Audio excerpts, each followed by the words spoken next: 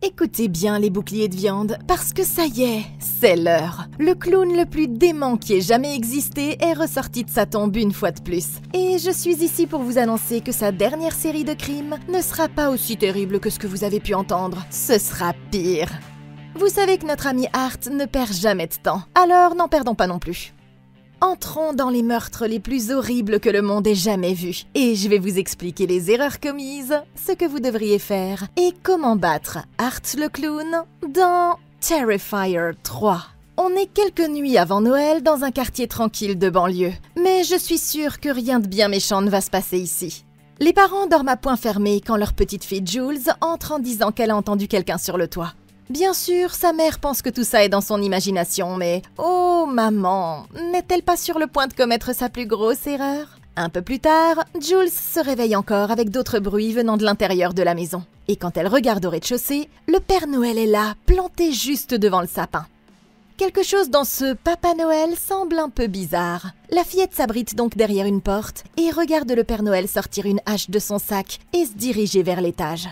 Ensuite, il y a nos chers papa et maman. Jen se réveille agacée par le bruit de choc humide venant de l'autre côté du lit. Mais imaginez sa surprise quand elle se retourne et voit que les mains pleines de griffes d'Artie enfoncent la hache de guerre dans le crâne de son mari. La femme s'enfuit en hurlant, tandis que notre amie fait le classique « Coucou, c'est Artie » à travers la porte de la chambre. Mais elle ne va pas bien loin avant qu'il ne lui demande ce qu'elle veut pour Noël à coups de hache.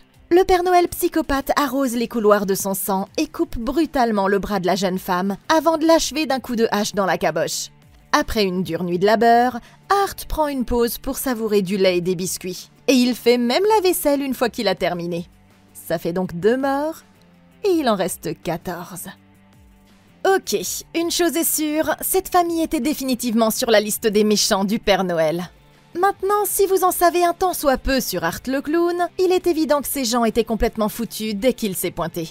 Il est impossible d'abattre Art avec des moyens normaux parce qu'il n'a aucun mal à survivre à des attaques qui arrêteraient une personne normale. Et même si vous visez la tête, il ressuscitera et reviendra d'une façon ou d'une autre. Il a suffisamment de force pour transformer un corps humain en bouillie à main nue. Mais la plupart du temps, il préfère prendre ses victimes par surprise et se balade avec un gros sac d'armes rempli de haches, de marteaux, de lance-flammes et peut-être même de pistolets mitrailleurs.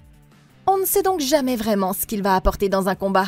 Maintenant, cela dit, il est toujours possible de l'arrêter pendant un certain temps si vous lui infligez suffisamment de blessures. Il est également soumis aux lois de la physique, ce qui veut dire que vous pouvez le déséquilibrer en lui donnant un coup de pied ou en le poussant, et utiliser votre environnement pour vous échapper. Se réveiller au milieu de la nuit et voir ce clown dans votre chambre sera une situation pour le moins terrifiante. C'est pourquoi le meilleur moyen de survivre à une rencontre avec Art, c'est d'éviter de le croiser au départ. Maintenant, son enfant a parlé de bruit de pas sur le toit. Et comme c'est la période des fêtes, vous vous dites « Ok, elle pense juste au Père Noël ». Mais après avoir constaté que votre crétin de mari a laissé la porte d'entrée ouverte toute la nuit, vous auriez tout aussi bien pu faire le tour du propriétaire avant de retourner immédiatement vous coucher. Ça ne les aurait sans doute pas sauvés, mais au moins, ils n'auraient pas été pris en train de dormir dans le lit et Art n'aurait pas eu le temps de commettre son forfait. Quand elle s'est réveillée et a vu Art tuer son mari à la hache, Jen aurait dû laisser son instinct de survie prendre le dessus et utiliser son corps comme bouclier de viande en le poussant avec force vers le clown, ce qui aurait pu contribuer à le déséquilibrer. Nous allons devoir nous fier à beaucoup de RNG pendant ces affrontements. Mais il y a une chance qu'Art lâche son arme à ce moment-là. Et si ça se produit, alors nous ramasserons assurément cette arme maléfique pour l'utiliser contre lui. Par ailleurs, il ne faut pas oublier qu'à chaque fois que quelqu'un fait un « coucou qui est là », vous pouvez viser ses mains, son visage et ses yeux. Profitez donc de cette occasion pour l'aveugler temporairement. Une seconde ou deux de plus aurait pu lui suffire pour sortir par la porte d'entrée. Mais il lui aurait fallu encore craindre pour Jules. Maintenant, ce que maman n'a pas remarqué, c'est qu'Art a laissé son sac de la mort sous le sapin de Noël. Tout ce qu'elle avait à faire, c'était d'y mettre la main et elle aurait probablement trouvé une quelconque arme dévastatrice qu'elle aurait pu utiliser pour se défendre. Rappelez-vous cependant que chercher à le tuer est probablement une perte d'énergie et que le handicapé fonctionne tout autant. Au lieu de ce qui précède, nous pouvons simplement nous concentrer sur ses bras et ses jambes. Parce que s'il est trop blessé pour vous poursuivre ou pour brandir une arme, vous pourrez alors vous échapper pendant sa régénération et vivre un jour de plus. Si vous trouvez que ce qui est arrivé à cette famille est grave, alors croyez-moi, vous n'avez encore rien vu. Parce que maintenant, il est temps pour Art de terroriser la ville une fois de plus. Le film revient 5 ans en arrière, quand un officier malchanceux est tombé sur le corps sans tête d'Art dans le sous-sol du Terrifier Ride. Le central indique que des renforts sont en route, mais ils ne seront pas là assez rapidement parce que dès que le type quitte le corps des yeux, celui-ci se lève et commence à étrangler le policier. Il se prend même 2 balles dans la poitrine sans broncher. Ça fait 3 morts, et il en reste 13. Art titube dans un wagon de métro en maintenant la tête coupée de l'homme à la place de la sienne. Le clown se rend à l'hôpital psychiatrique où l'agent de sécurité entend un cri à glacer le sang provenant de la cellule de Victoria. Vous vous souvenez de Vicky Wright? Celle qui s'était fait dévorer le visage par Art et qui s'était ensuite déchaînée sur cette journaliste. Eh bien, elle vient juste d'accoucher de la putain de tête d'Art. Et maintenant, ils se repaissent tous les deux de ce qu'il reste de la malheureuse infirmière qui a croisé leur chemin. La femme ricane au visage du gardien, et elle le plaque contre le mur au moment où le corps sans tête d'Art entre. Et les deux se relaient à main nue pour lui déchiqueter le visage. Tout ça pendant que bébé Art est là, tout sourire sur le sol. Ça fait 4 morts, et il en reste 12. Maintenant qu'ils sont réunis et qu'ils éprouvent une sensation de bonheur, ils prennent le train pour retourner à la maison abandonnée où Art a installé sa couche maléfique. Ils prennent même quelques photos pour un cosplay très excité avant de le tuer hors caméra et de lui voler son chapeau et son klaxon de vélo. Ça fait 5 morts et il en reste 11. Après avoir répété des affirmations pas très positives dans le miroir, l'horrible Vicky décide de prendre un bain rapide dans une baignoire remplie de son propre sang, pendant qu'Art se détend dans un fauteuil à bascule dans le grenier. Et tous deux restent à ces endroits exacts pendant les 5 années qui suivent. Dans le présent, notre amie Sienna, la tueuse d'Art, revient d'un long séjour à l'hôtel Creepy Socks. Elle est hébergée par son oncle Greg, sa tante Jess et leur petite fille Gabby, qui considère Sienna comme une cousine plus âgée super cool. La jeune fille est impatiente de lui montrer la chambre qu'ils ont aménagée avec tous ses décors préférés sur le thème du fantastique. Mais ils sont loin de se douter que les démons du passé de Sienna sont sur le point de réapparaître. Alors qu'ils sont tous en pleine réunion de famille, 2 démolisseurs s'arrêtent devant la maison d'Art, sans se douter que cet endroit est un piège à plus d'un titre. Jackson décide d'effrayer son partenaire en inventant une histoire sur un tueur psychotique qui vivait là. Mais ils doivent encore vérifier l'endroit avant qu'il ne soit démoli. Dennis monte donc à l'étage, pendant que son collègue vérifie le rez-de-chaussée. Bon, il ne faut pas longtemps avant que ces deux-là ne trouvent quelque chose d'étrange. Jackson remarque une lumière vacillante qui l'amène à découvrir le corps de Vicky. Et son comparse croise la route d'un clown effrayant là-haut dans le grenier. Alors qu'ils se penchent tous les deux pour voir de plus près, Art tend tout à coup la main et attrape Dennis par le visage avant de le projeter contre un mur. Tandis que Vicky poignarde son ami dans le cou avec un tesson de verre brisé. Jackson a la mort la moins douloureuse, parce que cet horrible ghoul l'achève rapidement. Mais le gars dans le grenier n'est pas aussi chanceux. Art le force à rester au sol et utilise un clou énorme pour immobiliser sa main sur le plancher. Puis il lui arrache 2 doigts comme s'il était en train de bouffer des petites saucisses, sort ensuite un cutter et ouvre brutalement le cuir chevelu de l'homme en séparant les 2 moitiés jusqu'à ce que tout son visage se détache de son crâne. Et ça fait 7 morts, et il en reste 9. Ok, c'est la définition même d'être au mauvais endroit au mauvais moment. Il doit y avoir une raison pour laquelle Art a choisi de revenir juste au moment où Sienna sortait de l'hôpital. Mais ça ne change rien pour ces deux-là. C'est toujours une mauvaise idée de se séparer, surtout dans un endroit à risque comme un bâtiment abandonné. Et waouh, ils ont sous-estimé à quel point c'était dangereux. Maurice, ici, dans la salle de bain, n'a eu aucune chance. On dirait qu'elle a coupé une artère et qu'il s'est vidé de son sang en quelques secondes. Mais pour ce qui est de son ami à l'étage, il aurait pu avoir quelques options. Quand Art a tendu la main pour lui attraper le visage, à ce moment-là, il aurait fallu faire un 180 degrés, le frapper d'un coup d'épaule et l'envoyer voler par la fenêtre du dernier étage qui était juste devant eux. Bien sûr, ça ne l'aurait pas tué, mais ça vous aurait au moins donné une chance de vous enfuir. Maintenant, quand il a projeté le type dans la bibliothèque, tout ce qui est tombé par terre aurait pu être utilisé contre lui. Il suffisait de prendre un de ses gros clous sur le sol, et quand il se serait baissé pour vous attraper, lui donner un coup sec avec, pour vous donner une autre chance de vous enfuir. Il faudra toujours passer devant la petite amie qui bloque la sortie, mais si vous prenez une chaise et que vous lui foncez dessus, ça devrait suffire à l'assommer pendant que vous courrez vers la porte. Le cutter qui se trouvait à sa ceinture et qu'Art a utilisé pour lui découper le visage aurait également pu servir d'arme s'il avait eu un peu d'instinct de survie. Mais une fois qu'il s'est retrouvé cloué au sol, tout était fini. Ils n'ont peut-être pas survécu au combat, mais il y a quelque chose d'intéressant que j'ai remarqué ici, et qui pourrait nous aider dans les prochains combats. Il semble qu'à chaque fois qu'Art est réanimé, une sorte d'anomalie électrique se produit au même moment.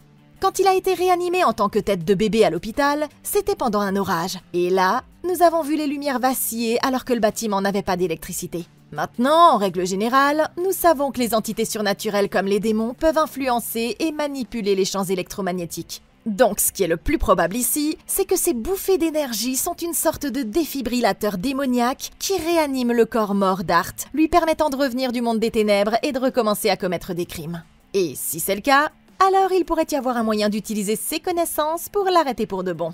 Ce que nous devons faire, c'est empêcher Art d'être affecté par la surtension électrique. Et pour ça, nous avons besoin d'une cage de Faraday. Bon, nous en avons déjà parlé, mais en gros, une cage de Faraday est une boîte faite d'un matériau conducteur comme du papier aluminium qui bloque les champs électromagnétiques. Tout ce qu'ils ont à faire, c'est d'aller à la grande surface la plus proche et de prendre toutes les boîtes de papier alu qu'ils trouveront sur les rayons. Ensuite, s'ils parviennent à neutraliser Art pendant une période suffisamment longue, par exemple par décapitation, ils devront envelopper sa tête et son corps d'une épaisse couche de papier d'aluminium. Tant qu'ils s'assurent qu'il est complètement enveloppé et qu'il n'y a aucun trou, il y a une chance que ça empêche les puissances démoniaques de le ressusciter. C'est pas gagné, c'est sûr, mais ça ne peut pas faire de mal d'essayer.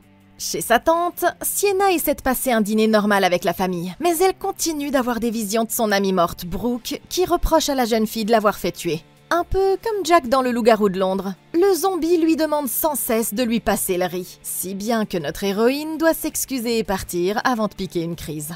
Mais elle n'est pas la seule à être encore traumatisée par le dernier carnage d'Art. Son jeune frère Jonathan est maintenant à l'université et il se fait harceler par la petite amie de son colocataire Mia qui fait des podcasts spécialisés dans les affaires criminelles et qui a une véritable obsession malsaine pour le clown du comté de Miles. Big Sis l'appelle pour lui dire qu'elle a hâte de le revoir pendant les vacances, mais Gabby voit bien qu'elle est préoccupée par quelque chose. Elle décide de faire un peu de face painting pour qu'elle se détende. Mais ce qu'elles ne savent pas, c'est qu'Art est déjà en train de travailler sur un projet tout aussi créatif de son côté. Dans son repère diabolique, il met au point un dispositif qui projettera de l'azote liquide à partir d'une bouteille pressurisée. Et il le teste sur un pauvre petit rat, ce qui fait 8 morts, et il en reste 8. Plus tard dans la nuit, dans un bar de la ville, le Père Noël d'un centre commercial profite de l'attention de ses femmes. Mais il y a quelqu'un d'autre qui voudrait également s'asseoir sur ses genoux. Après l'avoir repéré par la fenêtre, Art fait irruption avec son propre sac rempli de jouets. Et il se montre tout excité quand le Père Noël lui dit de venir. Ce type est un vrai professionnel. Et il refuse de se départir de son personnage, même quand Art lui tire violemment la barbe. Le barman commet l'erreur de demander ce qu'il y a dans son sac. Et voici qu'Art réagit en mode « Je pensais que vous n'alliez jamais le demander, les mecs !» Il sort son petit klaxon trompe de vélo et fait pouet-pouet à la figure de tous les clients.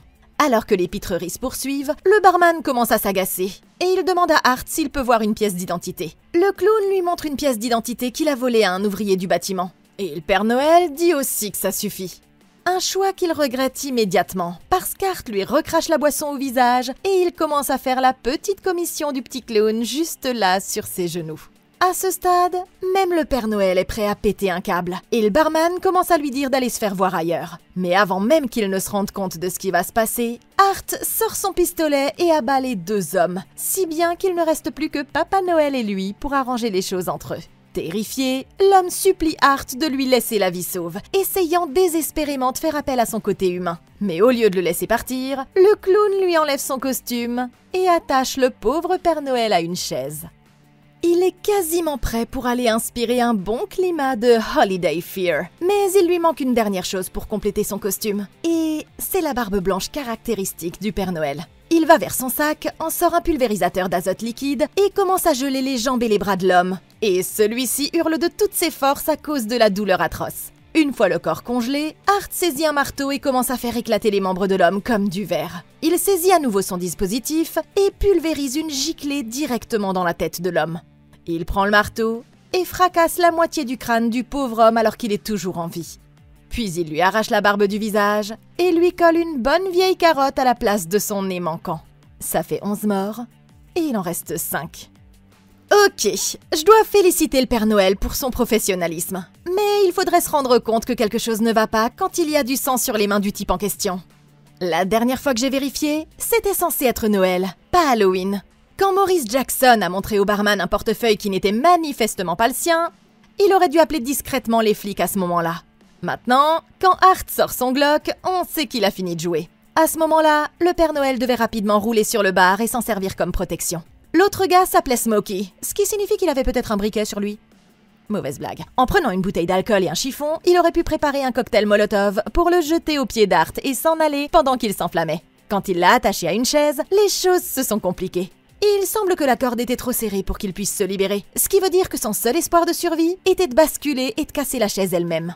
Art aurait essayé de s'interposer, mais il aurait pu utiliser un morceau de la chaise cassée pour le repousser, se frayer un chemin jusqu'au sac à malice et récupérer une meilleure arme. Et ensuite, se concentrer sur le fait de lui infliger suffisamment de dégâts pour lui donner l'occasion de s'enfuir. En parlant de meilleures armes, Art ne s'en rend peut-être pas compte, mais son nouveau jouet pourrait être extrêmement efficace si quelqu'un l'utilisait contre lui. Il s'agit d'une bouteille remplie d'azote liquide, un liquide cryogénique extrêmement froid.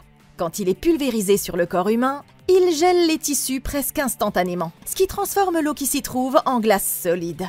Cette congélation rapide entraîne la formation de cristaux de glace à l'intérieur des cellules elles-mêmes, ce qui provoque leur expansion et leur rupture dans le cadre d'un processus connu sous le nom de cryonécrose. Ce processus les rend extrêmement fragiles et transforme le tissu normalement flexible en quelque chose d'aussi cassant que du verre. L'azote liquide crée des températures si froides que toute activité cellulaire s'arrête complètement, ce qui veut dire qu'Art ne pourrait pas guérir.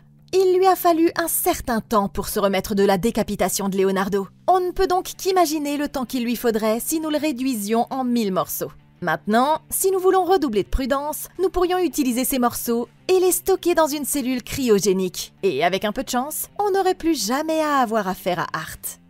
En discutant avec sa femme, oncle Greg explique qu'il n'aime pas que Gabby passe autant de temps avec sa cousine plus âgée. Il craint que la jeune fille ne devienne dangereuse si ses visions réapparaissent, mais sa tante refuse toujours de l'abandonner. Pendant ce temps, Sienna écrit dans son journal intime où elle trouve une lettre que Jonathan lui a envoyée après leur combat contre Art. Dans cette lettre, il explique que le clown maléfique obtient ses capacités surnaturelles en devenant le serviteur d'un esprit démoniaque, mais que Sienna serait la gentille version du clown, sa contrepartie, qui aurait le pouvoir de le vaincre. C'est un peu comme Harry Potter face à Voldemort, et leur seul espoir de l'arrêter est de tuer le vecteur du démon avant qu'il ne soit trop tard. Le lendemain, Sienna et Gabby se rendent au centre commercial pour faire des achats de Noël. Elles sont en train de faire le tour des magasins, essayant de trouver quelque chose pour oncle Greg, quand Sienna entend un jingle horriblement familier dans les haut-parleurs. C'est le tube préféré des Américains, The Clown Café. En regardant vers l'entrée, elle aperçoit son vieil ami dans son nouveau costume, en train de lui faire un petit signe de la main. Pétrifiée, elle ne peut que rester là à pleurer en silence jusqu'à ce que Gabby la sorte enfin de sa torpeur. Il n'y a aucun moyen d'être sûr que c'était lui, mais elles ne tarderont pas à en avoir la preuve. Après avoir terminé au centre commercial, Sienna va rendre visite à son frère Jonathan à l'école. Elle veut qu'il vienne chez leur tante quelques nuits plus tôt, mais Jonathan refuse, disant qu'il a déjà prévu d'aller à une fête un peu plus tard ce soir-là. C'est alors que le colocataire de Jonathan et sa petite amie obsédée par Art arrivent. Et la fille commence immédiatement à fanfaronner quand elle reconnaît sa célébrité préférée. Avant même qu'elle ne puisse dire un mot, l'autre fille déclare qu'elle doit s'asseoir et faire une interview. Mais Sienna ne veut pas de ce genre de conneries, et elle remet rapidement Mia à sa place avec colère pour son manque d'égard et s'en va en trombe. Elle décide enfin de dire à son frère qu'Art est de retour, mais il n'est pas sûr de vouloir le croire. Il préfère essayer de passer à autre chose et de vivre, mais elle se voit obligée de lui rappeler les lettres qu'il a écrites quand il prenait encore les choses au sérieux. Elle sait que ses recherches correspondent exactement à tout ce qui s'est passé, et devine à juste titre que l'esprit démoniaque doit utiliser Victoria comme son nouveau vecteur. Ils ne peuvent ni fuir, ni se cacher, ni appeler à l'aide, ce qui veut dire qu'il ne leur reste plus qu'à se battre. Mais il y a encore une chose qu'ils ont pour eux, et dont Art ignore l'existence. L'épée magique de Sienna, qui est enfouie sous le manège Terrifier Ride. Notre jeune amie décide de partir chercher l'arme avant qu'il ne soit trop tard, et elle avertit son frère d'être très prudent au cas où le clown viendrait le chercher en premier. Ok, Sienna est dans une position difficile parce que c'est compliqué de faire croire aux gens qu'Art est de retour alors qu'elle ne peut même pas y croire elle-même. Mais si elle avait réfléchi intelligemment, au centre commercial, il y avait un moyen de le prouver sur le champ. Elle ne pouvait pas voir son visage, mais elle pouvait voir que ses mains étaient couvertes de sang. Et c'est une raison suffisante pour appeler la sécurité, si vous voulez mon avis. Elle n'avait plus qu'à le désigner un agent de sécurité et à observer à bonne distance la suite des événements. S'il sortait une sorte d'arme des Looney Tunes et l'attaquait avec, alors elle aurait eu la confirmation qu'Art était de nouveau en liberté, et elle aurait pu avertir sa famille sans passer pour une folle. Se séparer de Jonathan est la pire idée qui soit, parce que c'est vraiment pas le genre de situation où il est permis d'être à moitié engagé et à moitié en désaccord. Maintenant, je suis presque sûre qu'Art ne peut pas se téléporter à travers les murs, bien que nous l'ayons vu envahir les rêves de Sienna une fois à la manière de Freddy Krueger. Comme il n'y a aucun moyen d'être sûr de ses limites, mieux vaut prévenir que guérir, et faire le tour de la maison en s'assurant de verrouiller toutes les portes et les fenêtres. Ça ne l'arrêtera probablement pas longtemps, mais au moins, vous saurez immédiatement quand il arrivera. En rassemblant tout le monde et en se préparant à l'attaque, ils augmenteraient les chances de réussite dans une bataille contre 2 clowns démoniaques. Il ne reste plus qu'à utiliser son épée magique pour leur botter les fesses. Ce ne sera pas facile, mais elle devra les affronter à nouveau tôt ou tard, alors autant se préparer au lieu de faire comme si de rien n'était. Dans sa piaule, Jonathan commence à péter les plombs, persuadé que sa sœur doit être en train de devenir dingue, et que maintenant, il l'est peut-être aussi. Quant à Sienna, elle revient à la maison avec l'épée dans un paquet cadeau, et elle la cache derrière le sapin au moment même où Gabi apparaît et allait la prendre en flag. La jeune fille remarque que ses mains sont sales, mais elle ment en disant qu'elle est tombée sur le chemin du retour et se rend rapidement dans la salle de bain pour se nettoyer. Ce qu'elle ne réalise pas, c'est qu'Art vient de se présenter à la fête de Noël de la maison des Bêtas, cette même fête où son frère était censé se rendre. Mais il y a une autre victime qui ne se doute de rien et à qui il décide de rendre visite en premier. Avant la fête, Cole, le coloc de Jonathan, essaie de l'appeler pour savoir s'il sort toujours ce soir. Mais voilà que le garçon ne décroche pas le téléphone. Sa petite amie n'a manifestement pas compris quand elle lui a fait sentir le danger. Et elle s'acharne toujours à essayer de faire participer Jonathan à son podcast. Mais il ne se doute pas que l'invité de ses rêves est déjà dans la maison. Et oui, le clown du comté de Miles en personne se tient juste derrière leur porte. Et il écoute Mia en train d'imaginer ce que ce serait de le rencontrer en personne. Bon elle n'aura pas imaginé très longtemps parce qu'Art est au courant que ces deux-là sont sur le point de s'envoyer en l'air et il vient de décider de réaliser tous ses putains de rêves. À la maison, les filles jouent à des jeux de société quand elles remarquent quelque chose à la télé. C'est un reportage sur l'horreur au centre commercial. Et quand un témoin oculaire affirme avoir vu un type bizarre en costume de Père Noël sur les lieux du crime, Sienna comprend qu'un seul grand malade peut en être responsable. Notre jeune amie commence à paniquer, et elle avoue enfin que le clown est bel et bien de retour, tentant désespérément de les avertir qu'ils sont tous en danger. Même les parents ne sont pas sûrs de la croire, mais elle insiste pour appeler Jonathan immédiatement. Et bien qu'elle puisse à peine expliquer ce qui se passe, il promet de venir dès qu'il le pourra. Après que Sienna se soit enfin calmée, Tati Jess lui donne quelque chose pour l'aider à dormir, convaincue que tout ça est dans la tête de sa nièce. Il commence à regretter de l'avoir laissé séjourner chez eux. Mais tonton Greg part quand même chercher son frère, sans se douter que c'est la dernière fois qu'ils se verront vivants. Au même moment, Art suit le coloc jusqu'aux douches, où lui et sa copine commencent à s'envoyer en l'air, avant de sortir une putain de tronçonneuse de son grand sac de joujou. Mais si vous pensez savoir ce qui va se passer ensuite, attendez un tout petit peu les amis. Leur seul avertissement est le son de la tronçonneuse qui démarre avant qu'Art ne traverse la vitre et ne fasse à Cole, ici présent, une bonne vieille opération de la main, façon Ethan Winters. Il parvient à se défendre, mais ça ne dure pas longtemps avant qu'il ne perde quelques doigts, et Art lui coupe une jambe quand il essaie de s'enfuir en clopinant. Alors que son homme se vide de son sang sur le sol, Mia obtient enfin le face-à-face dont elle a toujours rêvé, quand Art lui ouvre la poitrine, le ventre et commence à lui débiter la tronche dans une des attaques les plus brutales que l'on ait jamais vues au cinéma. Alors qu'elle est encore en vie, il se penche sur elle et lui offre ses lunettes de fête avant de l'achever. Mais il n'a pas encore fini. Cole se débat toujours sur le sol, et après lui avoir arraché l'autre jambe, Art prend sa tronçonneuse et la place juste à côté de sa troisième jambe, et il le découpe presque entièrement en deux. Alors que leurs corps gisent fumant sur le sol, Art s'allonge pour faire un ange de neige avec leur sang et leurs tripes.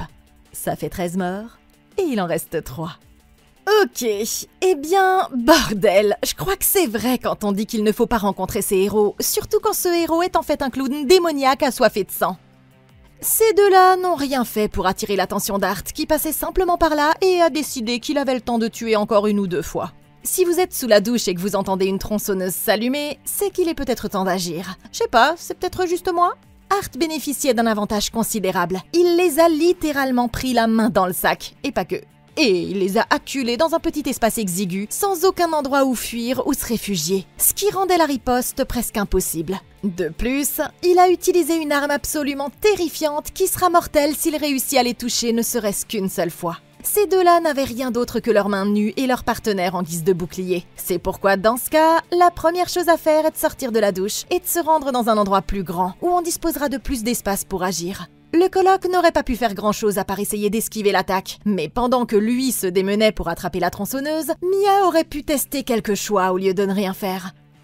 Elle aurait pu essayer d'arracher la tronçonneuse à Hart ou pousser son petit ami vers l'avant en utilisant son corps pour déséquilibrer Hart et ainsi se donner une chance de lui échapper. Maintenant, une fois qu'il serait sorti de la douche, l'étape suivante consistait à s'échapper dans la direction la plus logique, soit par la sortie qui se trouve directement à leur gauche, soit dans la pièce suivante s'ils avaient à courir. Dans ce dernier cas, ils auraient trouvé le sac à malice d'Hart dans le coin. Et c'est jamais une mauvaise idée d'y mettre la main et de prendre une arme au hasard dans le sac à joujou. En fait, pour la plupart de ses attaques, Hart s'est toujours présenté avec l'arme parfaite pour le combattre lui aussi. Si vous parvenez à mettre la main dessus, en plus d'essayer de vous enfuir, lui arracher la tronçonneuse des mains devrait toujours être une option viable, avant bien sûr de l'utiliser pour lui arracher la tête ou les membres.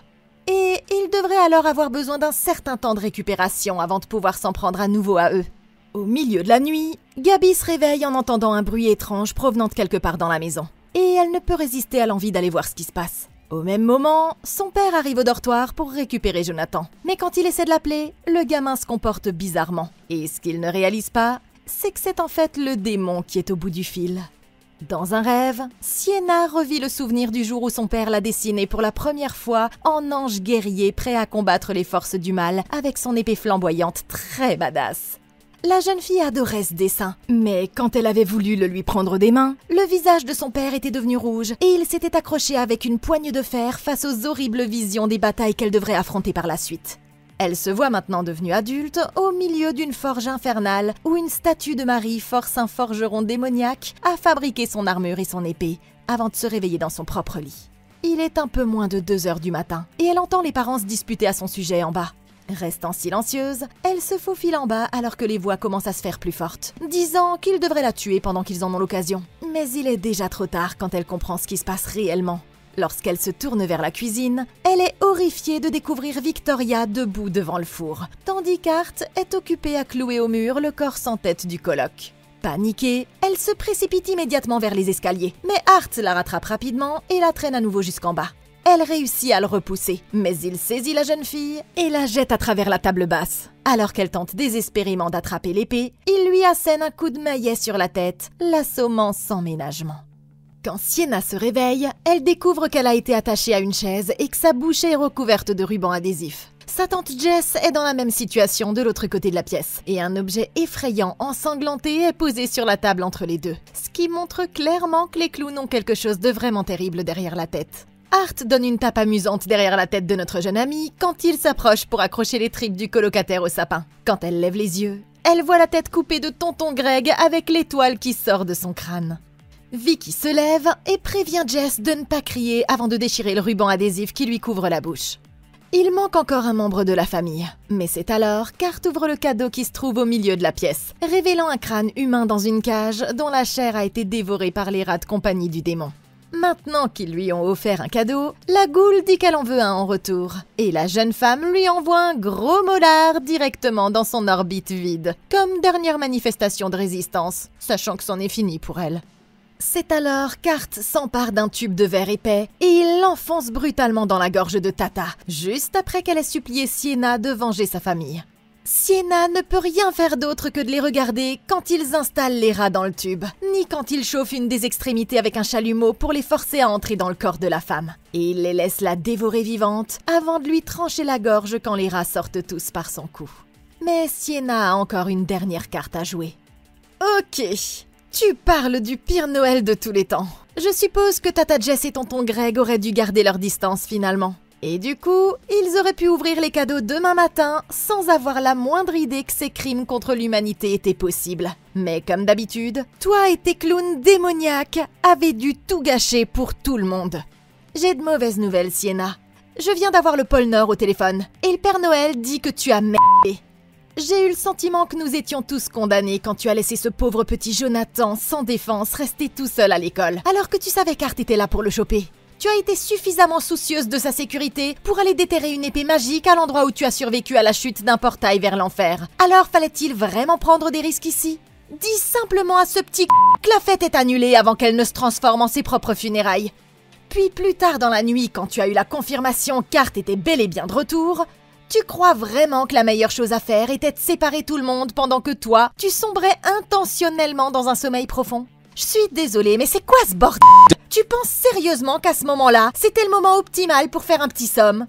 Tu as laissé tout le monde dans la maison totalement sans défense, alors que tu étais la seule à avoir assez d'expérience en la matière pour savoir à quel point ils étaient vraiment en danger. Et pour couronner le tout, tu as laissé la seule arme assez puissante pour les battre dans un emballage sous le sapin de Noël. C'est pas comme si le fait de transporter une boîte emballée dans un paquet cadeau jusqu'à ta chambre à l'approche des fêtes aurait été suspect. Et si tu veux mon avis, je pense que c'est une idée bien pire de vouloir la laisser dans un endroit hors de portée. Tout ce que ça a créé, c'est une opportunité pour Art de l'atteindre en premier. Et tu as de la chance que ce ne soit pas arrivé. Sinon tu serais vraiment encore plus dans la merde. Personnellement, j'aurais gardé ce truc sur moi à chaque instant. Et je me serais mise à la caféine jusqu'à ce que le clown soit mort pour de bon cette fois. Mais comme tu n'as pas fait confiance à ton instinct, ça a fini par tuer tous ceux que tu aimes. Et il n'y a qu'une seule chose à dire quand ce genre de choses arrive dans le coin. Et c'est « Désolée, Sienna, mais on dirait que tu as merdé ». Une fois sa tante morte, Vicky se rend auprès de Sienna et lui impose douloureusement une couronne d'épines sur la tête. Ils essaient de la faire souffrir au point de la faire craquer et de permettre au démon de posséder son corps à sa place. Et ils vont le faire en tuant brutalement tous ceux qu'elle aime. C'est alors qu'il révèle que Gabi est toujours en vie. Et Sienna propose alors de se rendre s'il laisse partir la petite fille. Mais Vicky n'a pas l'intention de négocier. Quant au crâne, Art le ramasse et le place au-dessus de la cheminée, coiffé des lunettes de son frère, lui révélant ainsi qu'ils ont eu Jonathan en fin de compte. Tada! Le démon commence à essayer de posséder Sienna dans son moment de faiblesse. Et on ne sait pas comment, mais elle parvient à résister.